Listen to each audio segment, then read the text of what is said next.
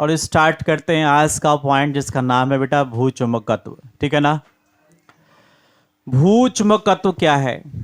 पृथ्वी का चुंबक की भांति कार्य करना ही क्या कहलाता है? भूचुंबकत्व कहलाता है। एक छोटा सा प्रैक्टिकल है, चाहे तो आप घर पे कर सकते हैं बेटा, लेकिन थोड़ा मेहनत लगेगी आपको करने में।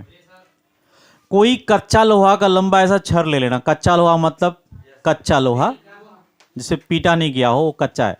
ठीक है ना। यानी वो मान लो कि ढलवा लोहा है ना, वो ढलवा लोहा क्या कहलाता है? कच्चा लोहा कहलाता है। जो ढाल के बनाया जाता है ना, जो भी सामान, हाँ सरिया, कच्चा लोहा। ठीक है।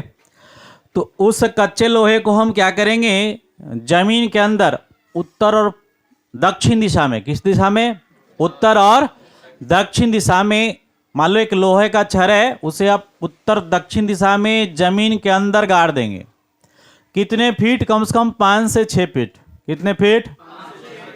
गाड़ देंगे और 1 से 2 दिन आप छोड़ देंगे। ठीक है। और जब उसे आप बाहर निकालेंगे तो वो चुंबकीय पदार्थ जैसा गुण दिखाएगा, अर्थात वह लोह जैसे पदार्थों को अपनी ओर आकर्षित करने लगेगा। इसका मतलब क्या हुआ? पृथ्वी जरूर चुंबक की भांति कार्य करता है।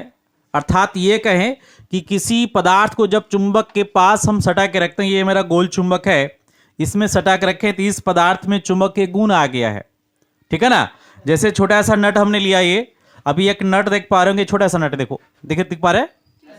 अगर इस नट को हम इसके पास बहुत दिन से रखे हुए तो इसमें चुंबक के गुण आ गया है, और अगर यदि इसमें हम सटा दें इस प्रकार से तो ये इस प्रकार से कैच करके रखा है। देखो ये, हाँ लाओ बेटा, जरा झोंक से लगा दिए, उठा के लाओ। चलो हम उठा लेते। तो इस नट में चूंकि इसमें पॉलिश लगा हुआ, थोड़ा कम तेजी से पकड़ा है, तो हम इसको देखते हैं कि इतना ही पकड़ पाता कि नहीं। तो ये थोड़ा चुंबक आया था, ये चला गया है, फिर से इसे चुंबकीय पदार्थ में रखना पड़ेगा। तो एक्चुअली होता क्या है, जब लो पदार्थों को चुंबकीय पदार्थ के संपर्क में रखा जाता है तो उस चुंबकीय पदार्थ में भी डोमेन जो होता है ना, उत्तर दक्षिण दिशा में स्थिर हो जाते हैं, जिस उस पदार्थ में भी चुंबक के गुण आ जाते हैं। जैसे कि इस नट में थोड़ी देर हमने रख दिया है, फिर से प्रयास करते हैं कि ये खींच पाता है कि नहीं खींच पाता है। तो ये अभी भी नहीं खींच पा रहा है क्योंकि इसमें पैंट लगा हुआ है ना, कवर में पैंट लगा हुआ है जो कि इसको रोक रहा है खींचने से। तो हम ये कह सकते हैं कि चुंबकीय पदार्थ अगर किसी लो पदार्थ के संपर्क में तो उस लो पदार्थ में चुंबकीय गुण आ जाता है। अर्थात पृथ्वी के अंदर हम किसी लोहे के छड़ को रख दे तो उसमें भी चुंबकीय गुण आ जाएगा। ठीक है। अब बात करते हैं कि ये लोहे का जो पदार्थ है उसमें चुंबकीय गुण क्यों आया पृथ्वी के अंदर।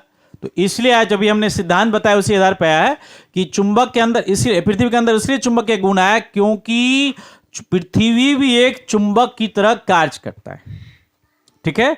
और इस तथ्य को जो सर्वप्रथम सिद्ध किए वो अंग्रेज वैज्ञानिक विलियम गिलबर्ट थे। क्या नाम था उसका बेटा? William Gilbert. और अंग्रेज साइंटिस्ट थे, और 1600 ईस्वी में उन्होंने इस बात को सिद्ध किया। लेकिन हाँ, ये हम विलियम गिलबर्ट के बारे में आज बता रहे हैं, हम ये नहीं कह रहे हैं कि पृथ्वी एक चुंबक की भांति कार्य करता है तो उसका यही कारण है। दैट इज नॉट ट्रू, ये सही नहीं है। लेकिन उन्होंने दिया था और ये सिद्धांत लगाया था, इसलिए आज हम उसकी चर्चा करेंगे। उसी का ये आज प्रैक्टिकल है, उसी का ये थ्योरी है। ठीक है ना। तो विलियम गिलबर्ट द्वारा जो दिया गया सिद्धांत है वो हम आपको समझाते हैं। तो उन्होंने क्या कहा कि पृथ्वी के अंदर एक चुंबक गड़ा हुआ है। पृथ्वी के अंदर एक चुंबक गड़ा हुआ है, और मान लो ये पृथ्वी है तो पृथ्वी के अंदर हमने एक चुंबक बनाया। आपको ये चुंबक लग रहा हो कि सीधे खड़ा है, लेकिन नहीं, ये चुंबक इस प्रकार से सोया हुआ है। मान लो कोई गेंद है, वो बेटा ग्लोब लेना वहां से।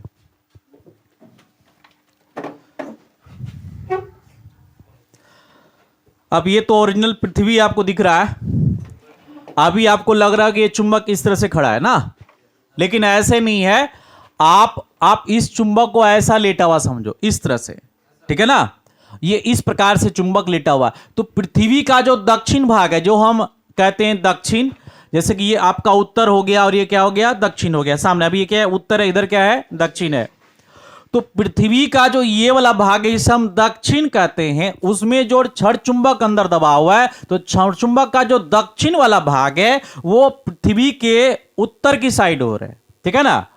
और जो पृथ्वी का दक्षिण की ओर है उस तरफ ये चुंबक का उत्तरी भाग है। यानी कि पृथ्वी के दक्षिण ध्रुव में चुंबक का उत्तरी ध्रुव है और पृथ्वी के उत्तरी ध्रुव में चुंबक का दक्षिण ध्रुव है। यही बात हम यहां पर आपको एक बार समझा रहे हैं कि यहां देख लीजिए, ये भौगोलिक दक्षिण लिखा, भौगोलिक अक्ष लिखा है, यहां आपने जीएन लिखा है। जीएन मतलब हो गया ज्योमेट्रिकल नॉर्थ यानी भौगोलिक उत्तर, और ये हमने ज्योमेट्रिकल साउथ यानी भौगोलिक दक्षिण। और यहां पर हम लिखा है एम एस, जो आपको हल्का फुल्का दिखाई पड़ रहा होगा, एम एस है मैग्नेटिक साउथ, यानी जो क्षण चुंबक पृथ्वी के अंदर रखा हुआ है उसका ये साउथ है, और इधर जो रखा हुआ है एम एन वो इस चुंबक का उत्तर ध्रुव है। अब देख पा रहे होंगे ये जो जीएन है वो इस एम एस के कारण जीएन है।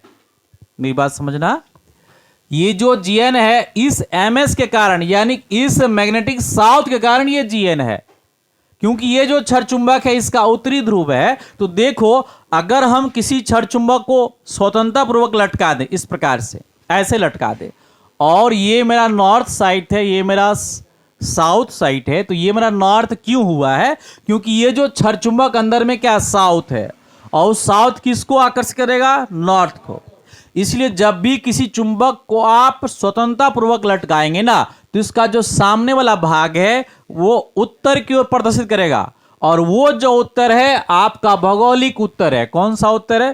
भौगोलिक, यानी पृथ्वी का उत्तर दिशा को व्यक्त करेगा। लेकिन पृथ्वी उत्तर दिशा ये व्यक्त क्यों कर रहा है? क्योंकि पृथ्वी में गड़ा हुआ जो चुंबक है उसका साउथ भाग इधर है, जिधर ये चुंबक का नॉर्थ भाग है। ठीक है ना? हम यहां पे आपको समझाते बढ़िया से।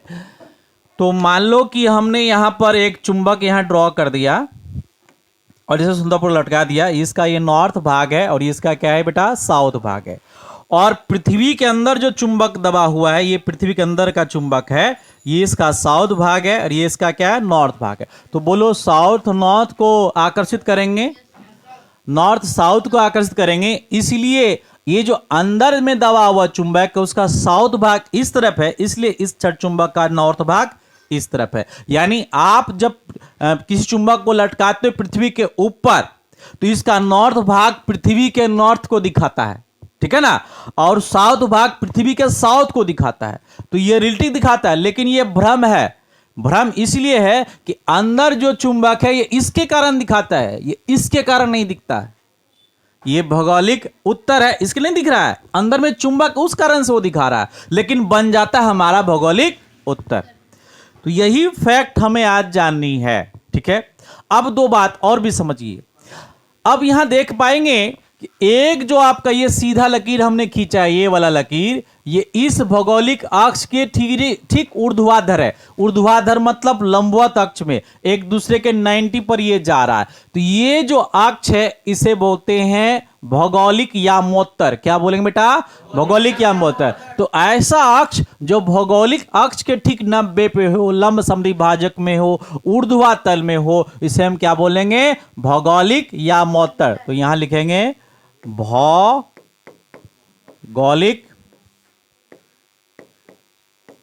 यामोत्तर। और अब देखना, ये जो चुंबकीय अक्ष है इसे बोलेंगे चुंबकीय अक्ष, ये वाली को, और इसके ठीक 90 पर एक अक्ष गया हुआ है, इसको बोलेंगे चुंबकीय यामोत्तर। जब ये भौगोलिक यामोत्तर हो गया तो ये कौन सा हो गया? चुंबकीय यामोत्तर इसको हम कहेंगे। ये वाले, सॉरी, ये वाली को चुंबकीय यामोत्तर, ये चुंबक के ठीक 90 पे गया हुआ है, ठीक है। और ये वाला भौगोलिक अक्ष के ठीक 90 पर गया हुआ है। तो ये हो गया भौगोलिक यामोत्तर, ये हो गया चुंबकीय यामोत्तर। अब अगली बात, ये जो भौगोलिक अक्ष और चुंबकीय अक्ष दोनों की बीच का जो कोण है वो लगभग 20 डिग्री होता है। क्या होता है? लगभग 20 डिग्री। तो इसकी मुख्य बातें जो मैं अभी आपको समझाया। अब आप आते हैं थ्योरी पर। जो आपको थ्योरी लिखना है वो थ्योरी क्या है, हम सब बात सबको समझा देते एक करके। तो ये थ्योरी समझते हैं। तो देखो, सन 1600 ईस्वी में विलियम गिलबर्ट ने बताया कि पृथ्वी एक विशाल चुंबक की भांति व्यवहार करती है। तो किसने बताया? विलियम गिलबर्ट ने बताया। कब बताया? 1600 में बताया। क्या बताया? कि पृथ्वी एक चुंबक की भांति कार्य करता है। क्लियर? उसने यह सुझाव दिया। क्या दिया? सुझाव, सजेशन, सलाह। जैसे हम किसी बच्चे को सलाह देते हैं कि बेटा ये काम मत करो, ऐसे मत करो, वैसे मत बैठो, इस तरह से बैठो, तो ये सुझाव होता है। दूसरा से उन्होंने सुझाव दिया कि पृथ्वी के भीतर एक बड़ी छड़ चुंबक इस प्रकार से दबी हुई है, यानी पृथ्वी के अंदर मान लो ये पृथ्वी है तो इसके अंदर एक छड़ चुंबक इस प्रकार से दबी हुई है। अब आगे देखिए कि इस चुंबक का जो एन ध्रुव है, कौन सा ध्रुव है? एन ध्रुव, यानी कि ये एन ध्रुव भौगोलिक दक्षिण की ओर यानी जीएस की ओर, ये देखो इसकी ओर है, तो इसका जो नॉर्थ ध्रुव है किसके ऊपर? भौगोलिक दक्षिण की ओर रहता है, तथा एस ध्रुव भौगोलिक उत्तर जीएन की ओर रहता है। तो ये वाला एस ध्रुव जो है किसके नजदीक है? जीएन के नजदीक होता है। और जब एक छोटी चुंबक को मुक्त रूप से लटकाया यानी खड़ा करके ऐसे छोड़ दिया जाए तो ये एनएस दिशा में निर्देशित हो जाता है, यानी कि उत्तर ध्रुव और दक्षिण ध्रुव की दिशा में निर्देशित हो जाता है। और मुक्त रूप से लटकी हुई चुंबक का वह सिरा जो भौगोलिक उत्तर की ओर है। देखो अब हमने छड़ चुंबक को लटका दिया है और फ्री होके लटका दिया, तो इसका उत्तर सिरा जिस ओर है वह क्या लगा था? भौगोलिक उत्तर, यानी चुंबक का उत्तरी सिरा भौगोलिक उत्तर को दिखाता है, ठीक है ना। उसी प्रकार से पृथ्वी के चुंबक के एस ध्रुव के आकर्षण के कारण, ये देखो एस ध्रुव का आकर्षण है ये वाला, इसके कारण होता है। तो ये एस ध्रुव है पृथ्वी के अंदर के चुंबक का, तो छड़ चुंबक का जो उत्तरी ध्रुव है वो एस के आकर्षण कारण किधर है? भौगोलिक उत्तर की ओर है। अब उसी के विपरीत लिखा हुआ है, और लटकी हुई चुंबक का अन्य सिरा जो भौगोलिक दक्षिण को निश्चित वो क्या? एस ध्रुव है। अब जो एक साइड अगर एन ध्रुव इधर आ गया चुंबक का, जो हमने इसमें यहां देखो 3 चुंबक हो गए, एक तरह से 3 चुंबक, एक तो पृथ्वी खुद चुंबक की बात है, इसका एन ध्रुव एस ध्रुव हो गया, ठीक है। अब एक अंदर में चुंबक है जिसका एस ध्रुव और एन ध्रुव है, और एक्स्ट्रा हमने एक चुंबक लटका दिया है, और ये चुंबक इस चुंबक से अपना काम कर रहा है, इस वाले चुंबक से इसका कोई लेना देना नहीं है, यानी इस वाले बात का उसका कोई लेना देना नहीं है, वो सिर्फ इस चुंबक का वो काम कर रहा है। यानी इसका एन ध्रुव इसलिए नॉर्थ तरफ है क्योंकि इसका एस है, और इसका जो एस है वो इसलिए इधर है क्योंकि ये अंदर का चुंबक का एन इधर है, ठीक है ना। तो इसलिए कहा गया कि छड़ चुंबक अगर यदि उत्तर दिशा में है तो वह भौगोलिक उत्तर को बताता है, छड़ चुंबक अगर दक्षिण दिशा में है तो वह भौगोलिक दक्षिण को बताता है, ठीक है। अब आगे देखिए, वह काल्पनिक रेखा जो पृथ्वी के भौगोलिक ध्रुवों जीएस और जीएन को जोड़ती है उसे भौगोलिक अक्ष कहते हैं। अभी हमने बताया कि वह काल्पनिक रेखा, यानी कि काल्पनिक मतलब मन में मान लीजिए, तो पृथ्वी के भौगोलिक ध्रुवों कौन कौन सा? ये जीएस और ये जीएन को जोड़ती है, उसे क्या कहते हैं? भौगोलिक अक्ष। देखो यहां लिखा हुआ भौगोलिक अक्ष कहलाती है, बात पहले बोल दिए थे। अब अगला है पृथ्वी के चुंबकीय ध्रुवों को जोड़ने वाले, चुंबकीय ध्रुव कौन है? ये आपका ये हो गया एमएस और एमएन, ठीक है ना, को जोड़ने लिखा, उसे क्या कहते हैं? चुंबकीय अक्ष। देखो हमने यहां लिखा हुआ ये क्या है? चुंबकीय अक्ष है। अब आगे देखो, भौगोलिक अक्ष तथा चुंबकीय अक्ष आपस में एक दूसरे को अध्यारोपित नहीं करते, यानी एक दूसरे पर चढ़ के नहीं आते, यानी ये लाइन ऐसे नहीं होता या फिर ये चुंबक ऐसे नहीं होता, थोड़ा सा कोण पे जाते हैं। तो चुंबकीय अक्ष और भौगोलिक अक्ष के साथ कितना डिग्री कोण होता है? 20 डिग्री का कोण बनाती है, ठीक है। अब अगला है ऊर्ध्वातल जो भौगोलिक अक्ष से होकर गुजरती है। ऊर्ध्वातल मतलब ये वाला तल जो भौगोलिक अक्ष से गुजरती है उसे हम क्या बोलते हैं? भौगोलिक यामोत्तर। अभी लिखा है, उसे क्या कहते हैं? इस लाइन को कहते हैं भौगोलिक यामोत्तर। किसके गया है? भौगोलिक अक्ष के साथ गया है।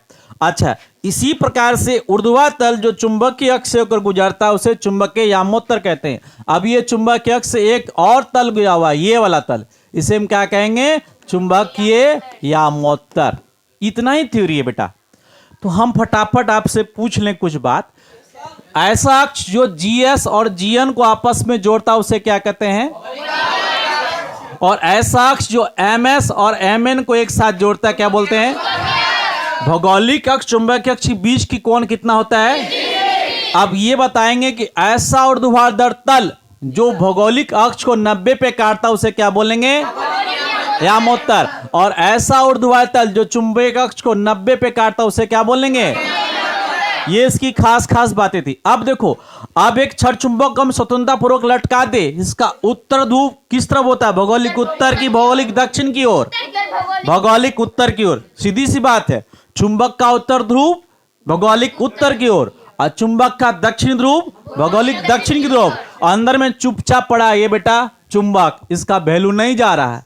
बोला कि हमारा कोई वैल्यू नहीं, लेकिन वैल्यू इसी से प्राप्त हो रहा है कि इसी के चलते ये नॉर्थ है और ये क्या है, साउथ है, लेकिन ये दिखाई नहीं पड़ता। हम खाली मैग्नेटिक कंपास को देखते हैं कि उत्तर ध्रुव किधर बता रहा है, उत्तर ध्रुव किधर बता रहा है, तो जिधर भौगोलिक उत्तर है उधर आपका उत्तर बताएगा। तो चुंबक का उत्तर ध्रुव मैग्नेटिक कंपास का क्या, उत्तर ध्रुव दिखाता है, और चुंबक का दक्षिण ध्रुव जो मैग्नेटिक कंपास का है वो क्या, वो दक्षिण ध्रुव को बताता है। तो इस प्रकार से हम यहां पर बिल्कुल क्लियर कर चुके हैं। अब यहां पर आपको कोई डाउट नहीं होगा, बोलो कोई डाउट? सारी बात समझ गए आपको? तो विलियम गिलबर्ट ने इसे कब बताया था? 1600। कहां के थे ये? अंग्रेज साइंटिस्ट थे, इंग्लैंड के थे, फिजिशियन थे। क्या थे? फिजिशियन, भौतिकविद थे। इन्होंने इसी बात को क्लियर कहा था। तो आप इसको बढ़िया से उतार लेंगे। अब आपका यहां पर काम समाप्त हो जाता है। ठीक है, चलिए उतार लीजिए बेटा।